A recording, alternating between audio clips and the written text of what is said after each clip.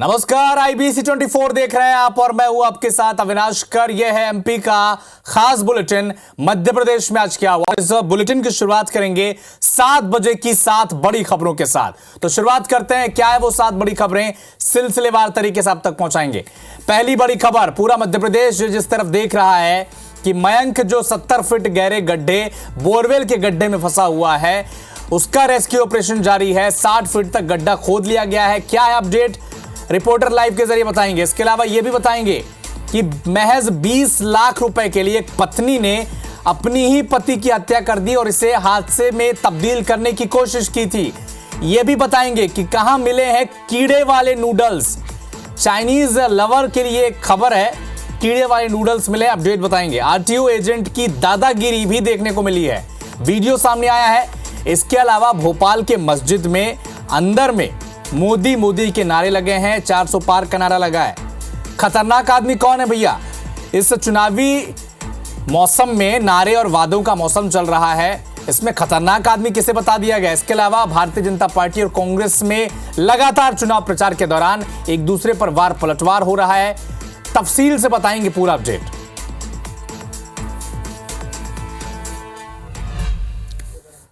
तो रीवा में मयंक को बचाने के लिए लगातार मुहिम जारी है और मयंक को बचाना है, यही मुहिम है। रीवा बोरवेल हादसे का अपडेट आपको बता दें, पोकलेन मशीन से अब खुदाई बंद हो चुकी है। एनडीआरएफ की टीम अब हाथों से खुदाई करेगी। रेस्क्यू ऑपरेशन पूरा होने में अभी वक्त लग सकता है। करीब 25 घंटे से रेस्क्यू ऑपरेशन चल रहा है। शुक्रवार दोपहर 3 बजे बोरवेल में मयंक, जिसकी उम्र 6 साल है, वो गिरा था। अब तक मयंक की कोई लोकेशन मिली नहीं है। सबसे खास बात यह है कि 3 दिन 25 घंटे लगभग हो चुके हैं। 70 फीट गहरे बोरवेल के गड्ढे में मयंक, 6 साल का एक बच्चा फंसा हुआ है, लेकिन अब तक उसकी लोकेशन नहीं मिली है। एनडीआरएफ की टीम, पुलिस बल, प्रशासन, ये सब वहां पर मौजूद हैं। एम्बुलेंस के साथ डॉक्टर भी तैनात किए गए हैं। टनल के जरिए बोरवेल के आखिरी छोर तक पहुंचने की कोशिश है। 60 फीट की जो खुदाई है वो हो चुकी है और 10 फीट का जो फासला है यही बाकी है।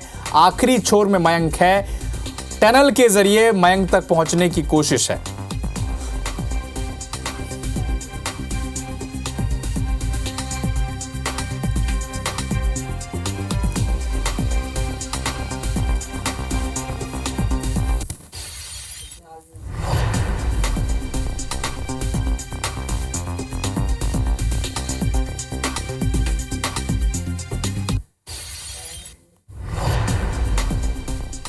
हमने रेस्क्यू करने के लिए वहाँ टीम लगाई हुई है, लेकिन बारिश और मिट्टी में धंसा होना, गीला होने के कारण से काफ़ी कठिनाई आ रही है। मैं उम्मीद कर रहा हूँ कि प्रशासन पूरी ताकत के साथ में हमारे अपने बालक को बचाएगा और इस संबंध में जो जो बन पड़ेगा वो सब करेंगे। उम्मीद करेंगे कि हम सब मिलकर के सफल हों। अभी हम लोग उम्मीद ही कर सकते हैं कि बच्चा सकुशल हमारे बीच में आ जाए। एक्सपर्ट टीम है ये और ये जितना कुछ भी बेहतर हो सकता है वो कर रही है। पूरा जिला प्रशासन यहाँ पर कल शाम को 4 बजे से लेके और लगातार एक पैर पे खड़ा होके इस रेस्क्यू ऑपरेशन की मॉनिटरिंग कर रहा है।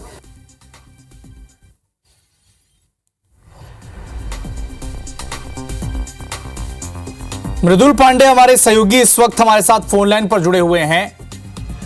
मृदुल, क्या अपडेट? अभी जब तक आखिरी बार आपसे बात हुई थी 60 फीट तक खुदाई हो चुकी थी, अभी क्या स्थिति है? क्या मयंक की कोई लोकेशन मिल पाई है? देखिए, इस पूरी खबर में सबसे चिंताजनक बात यही है कि पिछले 25 घंटे से रेस्क्यू चल रहा है और 28 घंटे हो चुके हैं मयंक को उस बोरवेल में गिरे। मयंक की ना तो कोई खबर है, ना तो मयंक का किस हाल में है इस बात की कोई पुष्टि है, ना तो मयंक को अब तक देखा गया है। ये सबसे बड़ी चिंता वाली बात है। जब मैं मौके पर दोपहर में के वक्त उनके परिजन से बात कर रहा था तो उनका कहना था कि जब वो बोरवेल में गिरा था तो तकरीबन 1 घंटे तक उसकी आवाज आ रही थी। ऊपर से जो भी बोला जा रहा था, ग्रामीण जो भी बोल रहे थे उसकी रिप्लाई कर रहा था, लेकिन उसके बाद से कोई भी रिप्लाई उसकी नहीं आई है। कई बार ऊपर से बोलने की भी कोशिश की गई रेस्क्यू टीम द्वारा, लेकिन मयंक की कोई भी सुगबुगाहट, ना तो कोई आवाज आई। कैमरे के माध्यम से भी उस वहां पे सीसीटीवी कैमरा भी भेजा गया रस्सी के माध्यम से, लेकिन उस पर भी कोई तस्वीर उसकी नहीं आ पा रही है। फलारी काफी मात्रा में इकट्ठा हो गई है, जो खेतों में रहती है वो बोरवेल में नीचे चली गई है और काफी मलबा जैसी स्थिति नीचे बन गई। तो उसका अनुमान लगाया जा रहा है कि उसके नीचे वो दबा हुआ है। जो एक पैरेलल 300 फीट दूरी से गड्ढा खोदा गया पोकलेन मशीन द्वारा और आखिरी छोर तक जब बोरवेल के पास गया, वहां पे हॉरिजॉन्टल एक पाइप डालकर टनल बनाने की कोशिश की जा रही है। अब मशीनों से काम को खुदाई को रोक दिया गया। अब जो रेस्क्यू है एनडीआरएफ की टीम टनल बनाकर और बोरवेल तक जाने की कोशिश कर रही है। बीच में ऐसी खबरें आई कि उनका एक अनुमान गलत हो गया, गलत जगह पे पॉइंट लगा दिया, तो वो 5 फीट गड्ढा बड़ी मुश्किल से कई घंटों में खोदा गया, लेकिन वो गलत डायरेक्शन में चला गया। इस कारण से 1-2 घंटे और देरी हो गई। अब दोबारा से मैन पावर के इस्तेमाल करके मृदुल, जहां से अभी खुदाई रोकी गई है वहां से जो गड्ढे का डिस्टेंस है वो कितना है? तकरीबन 6 फीट बताया जा रहा है। जहां पोकलेन मशीन 6 फीट पहले तक गड्ढा खोदी है और 300 फीट दूर से स्लोप बनाकर उस पॉइंट तक पहुंचा गया और अब टनल बनाकर हॉरिजॉन्टल टनल बनाई जा रही है ताकि 6 फीट गड्ढा मैनुअल खोदा जाए, ताकि मशीनों से खोदने पे यदि मयंक वहां पे फंसता तो उसे नुकसान पहुंच सकता है। इसलिए अब मैनुअली ही वहां पे खोदा जा सकता है, बड़ी मशीनों का इस्तेमाल नहीं किया जा सकता क्योंकि उसको क्षति पहुंच सकती है। इसलिए इन सब चीजों को ध्यान में रख के, और बता दूं कि अब तक जिला प्रशासन के हाथ खाली हैं और किसी प्रकार की, यानी हमारे संवाददाता मृदुल पांडे बता रहे हैं कि अभी पोकलेन मशीन से खुदाई बंद हो चुकी है। जो टनल बनाया जा रहा है वहां से गड्ढे की जो दूरी है वो 6 फीट बची हुई है और अब इसे पोकलेन मशीन से नहीं बल्कि हाथों से खोदा जाएगा। इसकी खुदाई अब हाथों से होगी ताकि किसी तरह का हादसा ना हो। मृदुल, मैं आपसे यह भी समझना चाहूंगा कि जो डिस्टेंस 6 फीट का बचा है, वह जो 5 फीट का डिस्टेंस एक्स्ट्रा खोद दिया गया था, क्या उसकी जो डायरेक्शन थी अब एग्जैक्ट लोकेशन पे पहुंच गई है? टीम को पता चल गया है कि यहां यही रास्ता है जहां पर 5 फीट की खुदाई करनी है? देखिए, हम ये आपको बता दें, जब रेस्क्यू शुरू हुआ है, ये पूरा रेस्क्यू ही अनुमान लगा के किया जा रहा है। किसी को कोई लोकेशन नहीं है। मैंने पहले भी जैसे कहा कि यदि अगर मयंक की एक लोकेशन मिल जाती है तो शायद हो सकता है कि यह रेस्क्यू ऑपरेशन ज्यादा देर ना चले। मयंक की लोकेशन ना मिलने के कारण बीच बीच में मिसगाइड हो जाते हैं और मिसगाइड होने के कारण शायद राइट या लेफ्ट तरफ गलत डायरेक्शन पे खुदाई हो जाती है। यही वजह है कि एग्जैक्ट लोकेशन ना मिलना ही रेस्क्यू ऑपरेशन में देरी हो रही है। ठीक है मृदुल, आप नजर बना के रखिएगा। पल पल का अपडेट मृदुल पांडे हमारे संवाददाता ग्राउंड जीरो से हम तक पहुंचा रहे हैं। शुक्रिया मृदुल, आप नजर बना के रखिएगा। अपडेट आपसे लगातार हम आगे भी लेते रहेंगे।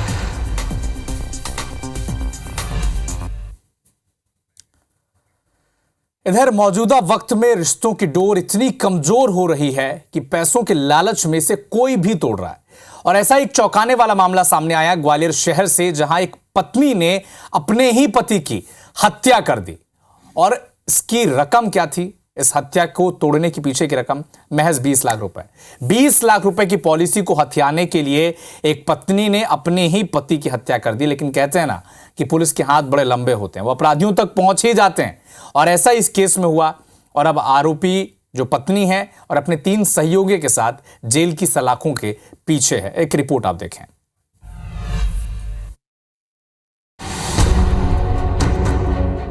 ये तस्वीर 4 अप्रैल 2023 की है। पुलिस को सड़क किनारे एक लाश मिली। घटना हिट एंड रन जैसी लग रही थी। व्यक्ति की शिनाख्त रामधर जाटा के रूप में हुई थी। मौके पर एफएसएल की टीम पहुंची, तफ्तीश शुरू हुई। मामला पहले एक्सीडेंट का लग रहा था, लेकिन पीएम के बाद हत्या की बात सामने आई। इनिशियली 4 तारीख को जो परिस्थितियां थी, जिन परिस्थितियों में डेड बॉडी मिली थी, रोड किनारे एक अज्ञात व्यक्ति का शव मिला था। ये इनिशियली लग रहा था कि एक्सीडेंट का केस है, हिट एंड रन का घटना लग रहा था। बाद में इस केस को वर्कआउट किया गया। थाना प्रभारी चीनो और राजीव बिरथरे उनकी टीम ने काफ़ी अच्छी इन्वेस्टिगेशन की है। पुलिस की जांच में मृतक रामधर जाटव और उसकी पत्नी सीमा जाटव के बीच आए दिन विवाद होने की बात सामने आई। मृतक रामधर ने अपना पैतृक मकान भी बेच दिया था, जिससे मिले रुपए में उसने बीमा पॉलिसी कराई थी। इसी पॉलिसी की रकम को पाने के लिए पत्नी ने पति के कत्ल की साजिश रची। ये बेसिकली पत्नी का पारिवारिक विवाद था। उसकी शराब पीने की आदतों से तंग आ चुकी थी और ये इन्होंने कॉन्स्पायर किया कि इसको LIC पॉलिसी करा लेते हैं, तो LIC पॉलिसी का जो जीवन बीमा है उसकी राशि मिल जाएगी और इसको अपने से हटा भी देंगे। तो पूरा षड्यंत्र रच के ये हत्या की गई। पत्नी ने अपनी बहनों के पति को ही हत्या के प्लान में शामिल किया। जब रामधार घर से निकला तो सीमा ने हत्या में शामिल सहयोगियों को उसकी लोकेशन दी, जिसके बाद आरोपी रामधर के पास पहुंचे और उसे शराब पिलाई। रामधर को शराब पिलाने के बाद गाड़ी में ही रामधर की गला घोंचकर हत्या कर दी। इसके बाद रात में रामधर की लाश को सड़क किनारे फेंक दिया। आरोपी की स्विफ्ट गाड़ी है जिसका उपयोग इस घटना में हुआ है। इस घटना में 4 आरोपी अरेस्ट हो गए। एक आरोपी जितेंद्र जाटव है, वो भी फरार है, उसकी गिरफ्तारी की जाए। पति की हत्या की साजिश करने वाली पत्नी सीमा जाटव और उसके सहयोगी सुरेंद्र जाटव, नरेंद्र जाटव और दिनेश जाटव अब जेल में हैं। नासिर गौरी, IBC 24, ग्वालियर। इधर मध्य प्रदेश में बेकाबू रफ्तार ने 2 लोगों की जान ले ली। ग्वालियर के कोतवाली थाना क्षेत्र में तेज रफ्तार कार ने 6 लोगों को रौंद दिया। सभी घायलों का इलाज जारी है। हादसे के बाद कार बिजली के खंभे से टकरा गई। ड्राइवर नशे में कार चला रहा था। गुस्साए लोगों ने वाहन चालक को जमकर पीटा और इसका CCTV फुटेज भी अब सामने आ चुका है। तो कार ने 6 लोगों को रौंद दिया। बताया जा रहा है कि जो कार का ड्राइवर था वो नशे की हालत में था। इसके बाद वहां मौजूद लोगों ने कार चालक को जमकर पीटा। ये तस्वीरें देखिए, 6 लोगों को रौंदते हुए कार ड्राइवर आगे बढ़ गया। हालांकि कार भी आगे जाकर एक खंभे से टकरा गई। इसके बाद कार चालक को बाहर निकालकर लोगों ने जमकर पीटा। बताया जा रहा है कि वो शराब के नशे में था।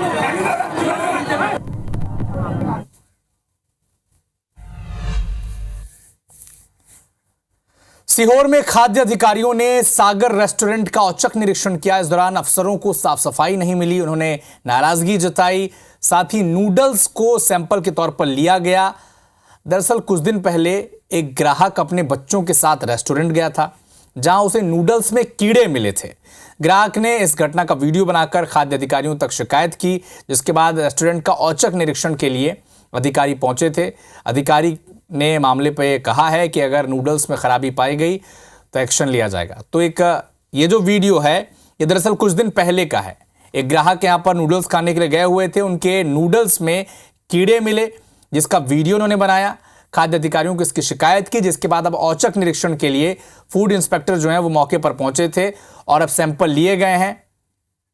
और उनका दावा है कि अगर नूडल्स में खराबी पाई गई तो एक्शन लिया जाएगा।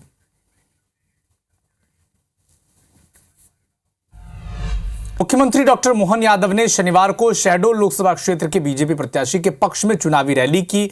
अनूपपुर जिले के करपा ग्राम पंचायत में जनसभा को संबोधित किया।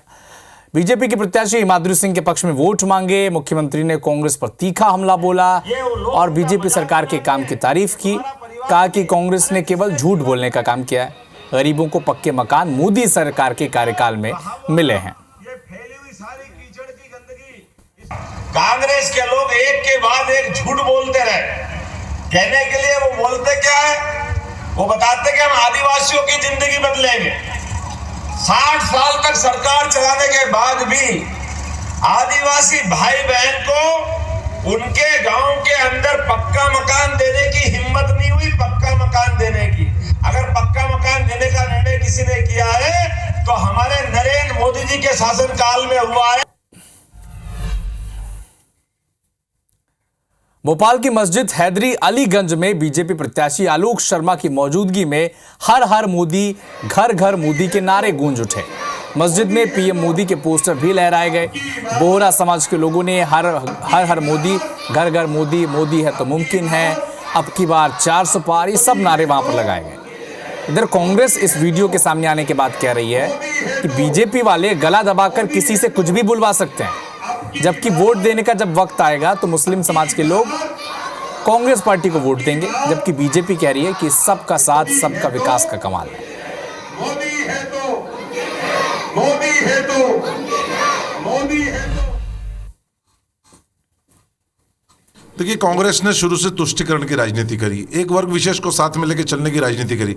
लेकिन यदि वो वर्ग भी मोदी जी के नारे लगा रहा है, अब की बार 400 पार मोदी है तो मुमकिन है, हर हर मोदी घर घर मोदी, तो कांग्रेस के पेट में दर्द हो रहा है। जिनके पास ईडी, सीबीआई, पुलिस प्रशासन, इनकम टैक्स हो, वो जब कांग्रेसियों को ले जा सकते हैं अपने पास, तो ये तो बेचारे बोहरा समाज के लोग हैं। जहाँ तक बोहरा समाज का ताल्लुक है, बहुत सभ्य और प्रगतिशील विचारों वाला वो समाज है। और जहाँ तक भारतीय जनता पार्टी का ताल्लुक है, वो गला दबाकर किसी से भी कुछ बुलवा सकती है। तो छिंदवाड़ा में भारतीय जनता पार्टी पूरा जोर लगा रही है। महाकौशल के जो प्रभारी हैं कैबिनेट मंत्री कैलाश विजयवर्गीय, उन्होंने अपने कार्यकर्ताओं को रिचार्ज करने के दौरान अमित शाह को कहा है कि अमित शाह जबरदस्त प्रतिभा के धनी हैं और अपने विरोधियों को दिन में तारे दिखाने का हुनर उनके पास है। क्या कहा उन्होंने, सुने एक बार आप। ऐसे खतरनाक आदमी है कि दिन में लोगों को तारे दिखा दो, दिन उनके छिंदवाड़ा आने का मतलब यही है। और इसलिए सब कार्यकर्ताओं से कहना चाहता हूँ, लीडर बनकर, शेयर बनकर काम करिए।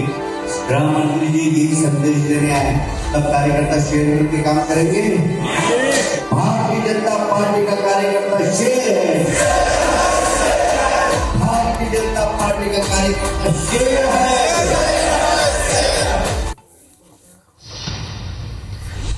तो पूरे देश में नवरात्रि की धूम है। देवी की आराधना करने वाले आराधक देवी मंदिरों में पूजा अर्चना करने में लगे हुए हैं। दतिया धूमावती माता के मंदिर में भी लगातार भक्त दर्शन के लिए पहुंच रहे हैं। खासकर शनिवार के दिन यहां भक्त मां धूमावती के दर्शन करने पहुंचते हैं। चैत्र नवरात्रि के 5वें दिन शनिवार को सुबह 5 बजे से ही श्रद्धालुओं का माता दरबार में पहुंचने का सिलसिला शुरू हो चुका है और ये सिलसिला शुरू होता भी रहा। दोपहर होते होते तकरीबन 30 से 40 हजार भक्तों ने आज माई के दर्शन किए हैं। इस बार कई विदेशी भक्त भी मां के दरबार में पहुंचे। आज की जो भीड़ हमने यहाँ देखी है, भक्तों का जो आनंद लेते हुए देखा है, वो आज तक हमने नहीं देखा। 25 सालों से यहाँ आ रहे, जो आज भीड़ को देखा भाव विभोर हो गए। और पीताम्बर माई की असीम कृपा है, यहाँ आने वालों भक्तों के जिस प्रकार से काम हो रहे हैं, उसी प्रकार से अब भीड़ का बहुत उद्धार हो रहा है। सब जगह जब मैसेज पहुंचता है, माँ के एक बार कोई दर्शन करता है, उनकी जो भी मनोकामना होती है वो पूर्ण होती है। दुश्मनों को नाश करने वाली एकमात्र देवी पूरे विश्व में यदि कोई है तो वो माँ पीताम्बरा है। इसलिए इधर पे बड़े बड़े भक्त, संजय दत्त, बड़े बड़े कलाकार, बड़ी बड़ी राजमाताएं इधर पर मत्था टेकने आती हैं, तो कोई ना कोई वैभव की बात हो। आज तो शनिवार के दिन हद हो गई, आज तो इधर पर पैर रखने की जगह नहीं है। तो नौ दुर्गा का जो 5वीं का दिन है, सभी को नवरात्रि की हार्दिक शुभकामनाएं और माँ का आशीर्वाद सभी पर बने रहे। तो फिलहाल इस बुलेटिन में इतना ही। देश दुनिया के साथ एमपी और छत्तीसगढ़ के हर अपडेट के लिए आप जुड़े रहिए हमारे साथ। लेकिन लोकसभा चुनाव के लिए सियासी मैदान तैयार हो चुका है। बयानों के बाउंसर और गुगली फेंके जा रहे हैं। दावों के यॉर्कर से सियासी दल एक दूसरे की गिल्लियां बिखेर रहे हैं। बस्तर लोकसभा सीट पर टीम बीजेपी और कांग्रेस के बीच कैसा होगा मुकाबला, जब क्रिकेट की पिच पर सियासत के धुरंधर करेंगे बल्लेबाजी। देखिए आज रात 8 बजे हमारा खास चुनावी कार्यक्रम इलेक्शन प्रीमियर लीग जगदलपुर से।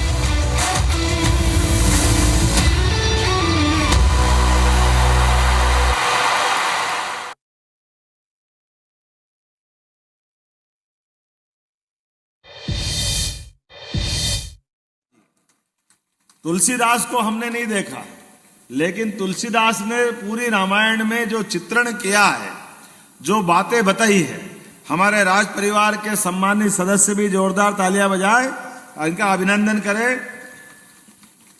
आपका बहुत बहुत अभिनंदन। हमारी पार्टी के अंदर स्वागत है। आप आ गए तो पूरा क्षेत्र आ गया, ये मान के चले। जोरदार ताली बजाएं अपने क्षेत्रवासियों के लिए भी।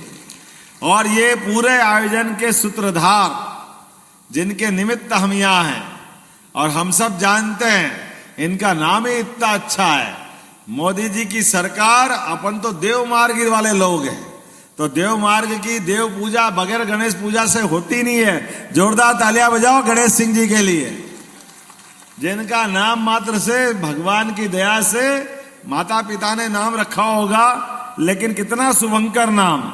हमारे सारे देवी देवता कोई भी अनुष्ठान पूजा प्रारंभ करो, बगैर गणेश पूजा के होते ही नहीं। ये हमारा सौभाग्य, और वो भी आज के इस दौर में तो ज्यादा महत्व है। मैं बाकी लंबी बात नहीं करूंगा, छोटी बात करते अपनी बात पूरी करना पड़ेगी। हमारे लिए आज का ये चुनाव, हमको मालूम है अयोध्या में राजा राम मुस्कुरा रहे हैं, बोला जय जय श्री राम। अयोध्या के बाद नंबर तो अब आप ही का आने वाला है, चित्रकूट धाम का नंबर आ रहा है, सतना जिले का आनंद आ रहा है। जोरदार तालियां बजाए अपने इस धाम के लिए। अब दुनिया एक तरफ जैसे ही अयोध्या से निकलेगी, दूसरी दृष्टि उसकी सीधे चित्रकूट की तरफ आने की है, और चित्रकूट का जब आनंद बढ़ेगा तो स्वाभाविक रूप से इस क्षेत्र के अंदर आपने जो जो मांगा है, गणेश सिंह जी आपने सारी बात रख दी, पीने के पानी से लेकर के आपके सारे सिंचाई डैम, सभी प्रकार की नहर, सभी प्रकार के हॉस्पिटल, विकास के सारे संसाधन। जोरदार ताली बजाओ, विकास के मामले में हमारी सरकार आपके साथ खड़ी दिखाई देगी। मैं बीते दिनों ही आया था, इसी चित्रकूट धाम पर बहुत सारे निर्माण कार्य का भूमि पूजन किया। मां मंदाकिनी के किनारे घाटों के निर्माण कार्य की बात कही। हमने कहा है उत्तर प्रदेश विकास कर सकता है तो मध्य प्रदेश भी पीछे नहीं रहेगा। मोदी जी के नेतृत्व में पूरा क्षेत्र चमचमाएगा। और अब तो बदलते दौर में भगवान राम मुस्कुरा रहे हैं, वो आनंद हमको दिला रहे हैं, तो गोपाल कृष्ण क्यों पीछे रहेंगे। अब अपना अगला पड़ाव मथुरा की ओर होने वाला है, मथुरा की ओर। अब की बार आपका दिया हुआ एक एक वोट आपके माध्यम से जिन देवी देवताओं पे दुनिया में हजारों हजार साल से भारत की तरफ सम्मान की तरफ से देखते हैं, भगवान राम और कृष्ण का देश, इस राम और कृष्ण के देश को कांग्रेस ने लगातार लज्जित करने का प्रयास किया। पहले भगवान राम के प्रमाण पूछे, भगवान की दया से सुप्रीम कोर्ट से फैसला हो गया, नरेंद्र मोदी जी वहां लोकार्पण में जा रहे हैं, तो कांग्रेस को भी निमंत्रण दिया, भैया आप भी आ जाओ। लेकिन कितने दुर्भाग्य के साथ कहना पड़ रहा है, भगवान राम के मामले में भी कांग्रेस ने पहले अड़ंगे लगाए और अभी लोकार्पण के टाइम निमंत्रण ठुकरा करके भगवान राम का अनादर किया है। ये अनादर जनता भूलने वाली नहीं, ये आम जनता भूलेगी नहीं। और अभी भी मौका है, अब जब चुनाव आ गए तो कांग्रेस के बड़े बड़े नेता कह रहे हम भी राम को मानते हैं, हमने भी चंदा दिया। अरे चंदा दिया भैया तो भगवान राम के निमंत्रण को क्यों ठुकराया। मुझे इस बात की प्रसन्नता यहां पर भी, जहां जहां राम के अपमान का विरोध करने वाले कांग्रेस में मिले, उन्होंने कांग्रेस छोड़ दी। जोरदार ताली बजाओ, वो सब भाजपा में आ रहे हैं, सबका स्वागत है, सबको साथ लेके चल रहे हैं। अब कांग्रेसी को नींद नहीं आ रही, वो कह रहे इनको कैसे बचाओगे, उनके पास थे तो बहुत अच्छे थे, अब कह रहे ये बेईमान है, भ्रष्टाचारी है, जाने क्या क्या कह रहे हैं। आप तो बोलोगे ऐसे ही, क्योंकि आपके साथ वो नहीं रह रहे। आप तो धर्म के मार्ग पे अधर्म का रास्ता अपना रहे थे। अगर आपने अधर्म का रास्ता अपनाया तो आपके साथ कैसे रहेंगे, लेकिन हमारे साथ तो ऐसे रहेंगे जैसे दूध में शक्कर। हमारे साथ सबका स्वागत है, सबको लेके चलेंगे। ये भाजपा की विशेषता है, भाजपा का हाजमा इतना बड़ा है। अरे हम तो वो लोग हैं जो मनुष्य तो छोड़ो, हमारे देवी देवताओं में हनुमान जी जैसे बाकी भी हमारे अपने सब आदर के क्षेत्र है, हम सब इस बात को मानते हैं। और अब तो हमारे लिए मथुरा दिख रही है। गोपाल कृष्ण भगवान के मामले में भी कांग्रेस अड़ंगे लगा रहा है। अगर आपने राम के मामले में गलती सुधार ली, जनता से माफी मांग ली, आओ भैया मथुरा में एक बार बोलो तो सही कि हाँ वही जन्म स्थान है। आप कोर्ट में खड़े हो जाओ, आपके वकील तो वहां भी विरोध कर रहे हैं। जब विरोध करोगे तो जनता माफ नहीं करेगी। आने वाले चुनाव में, लोकतंत्र का चुनाव है, नरेंद्र मोदी जी के नेतृत्व में जीवन के सब क्षेत्रों में विकास हो रहा है, भारत का डंका दुनिया में बज रहा है। आपको भारत को दिव्य भव्य बनाने के लिए, सनातन संस्कृति की झंडी दुनिया में लहराने के लिए हम और आप सब मिलकर संकल्प करें। आने वाले समय में अब हमने जब बाबा महाकाल का, महालोक का आनंद कर दिया, बोला जय श्री महाकाल, भगवान राम का आनंद आ गया, बोला जय जय श्री राम। तो मथुरा में अब आनंद क्यों नहीं आना चाहिए, बोला आना चाहिए कि नहीं आना चाहिए, जोरदार ताली बजा के बताओ। जब हमारे अयोध्या का आनंद आ गया, बनारस का आनंद आ गया, उज्जैन का आ गया, अगला नंबर तो मथुरा का ही है। गोपाल कृष्ण भगवान, जो जो गाय पाले सब गोपाल, और कृष्ण को मानने वाले आप सब आदिवासी भाई बहन का भी हिस्सा।